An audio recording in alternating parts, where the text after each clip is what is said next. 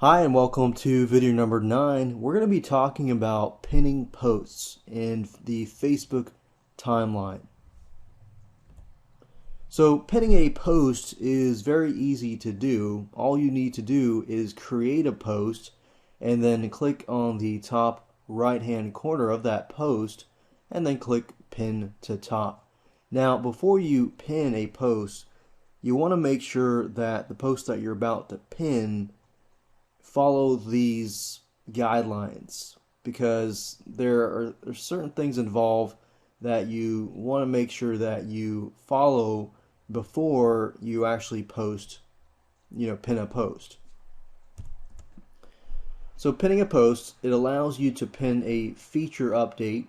You can, for example, do a product launch and pin that. You can pin a product update, and then any type of post that you pin will stay up on the top of your Facebook timeline for about 7 days. So you obviously want to make sure that whatever post that you pin up there is something of value and is something that will get a lot of likes and comments. You don't want to pin up just about any post because it can hurt your Facebook edge rank, which is the algorithm which Facebook uses to, take your post and put it on other people's walls. So I'll talk more about that in just a minute. So think before you post. What I want to do now is give you examples of posts that you should focus on and try to stick with these because these tend to get higher clicks or likes and comments.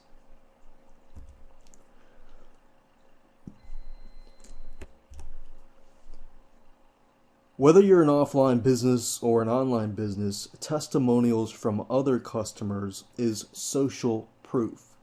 So if you can get a testimonial from another customer and post it and then pin it, then you can really find people who are on the fence about buying your product or service or picking up that phone call or taking some sort of call to action and are reluctant to doing so. But when they see that testimonial that talks directly to them, then you have yourself a closing deal.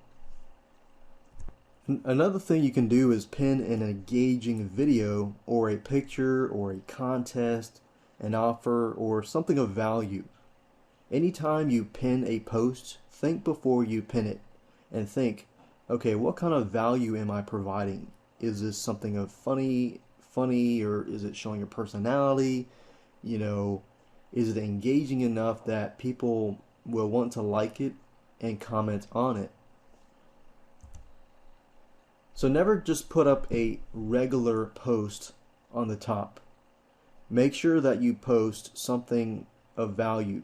And examples include, let's say for example that you're a fan of a store or an accountant, a tax accountant Facebook page timeline, and they put a tip up there during tax season that helps you file or helps you save some money and so forth, that you would regularly pay a CPA to answer those questions. Well, guess what? If you post a question, a question that people have problems with in terms of their taxes, in terms of their business, and so forth, and you hit the nail on the head, and people are thinking the same thing, then guess what? People are going to respond. Questions are really good because you get responses. A question that leaves something that people have to answer, it's an unanswered question, then that really opens up the conversation and creates more likes, creates more comments, and engages your community that you're creating to communicate with each other. So that's kind of what your goal is. If it's just a post that really cannot generate a lot of likes and comments, do not post or do not put the post up and pin it. You can put the post up possibly, but you don't want to pin it. So pinning is basically like emailing your lists. So email them of something of value. So never put out a regular post on the top. I briefly touched base on this. Remember, Facebook EdgeRank is the algorithm that Facebook uses to rank how your posts appear on other people's pages. And the average life of a post on Facebook is about 4 hours. So you want to make sure that you utilize those hours and really take the time to get as many likes and many comments as you can. So if you pin posts that are not going to get a whole lot of likes and comments, then say goodbye to your EdgeRank.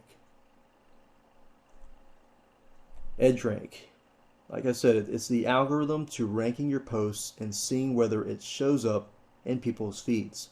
EdgeRank is sort of similar to Google's algorithm in terms of ranking, search engine, websites and things like that. Facebook's algorithm in this case is EdgeRank, which in terms of ranking. So no one really exactly knows what the EdgeRank entails, but you know what Facebook's goal is, which is to provide a good experience and quality experience. Now, how do you know if a post has a good experience? That is, if some posts get a lot of shares, they get a lot of likes, they get a lot of comments. So that tells Facebook, hey, this specific post is being recommended by a lot of people. It must be famous.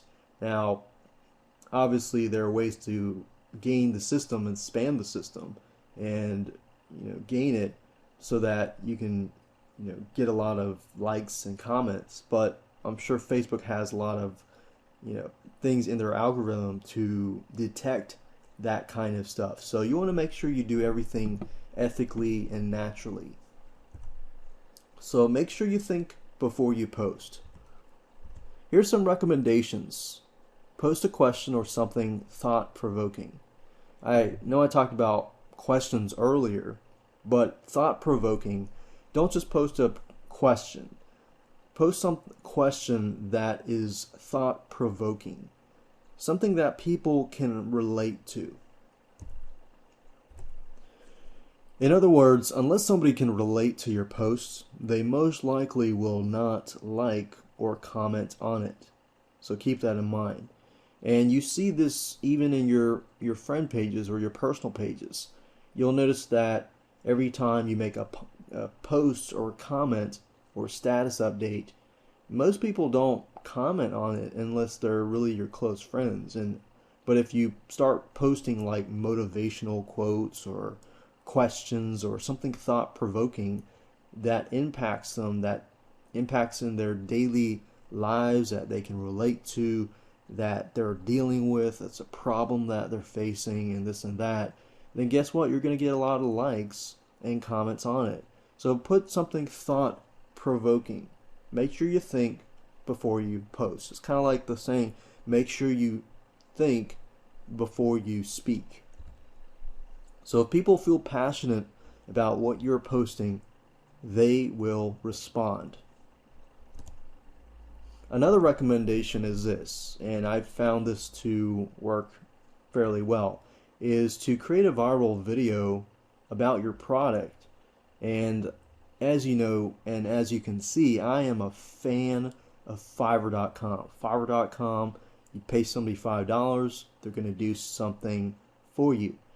And under the video section, a lot of times you'll find people who are willing to do stuff like scream loudly and hold your website, hold a short message, your company name, your slogan, and so forth, and get people to do this for $5. So create a viral video on your product. Make sure that it's funny. Make sure that it follows the guidelines we talked about. Could be controversial, could be a thought-provoking question, but make sure that the audience that you are creating this for is really your audience. So in other words, make sure you know your audience, the demographics. Are they, really teenagers, or are they college students, or are they graduates, are they a certain age group, and do they have kids, or if they have kids, maybe get a kid of a certain age who's saying something to your audience and so forth. So you need to really be creative here and think about who your audience is before you create any type of viral video or viral post. Your audience is key.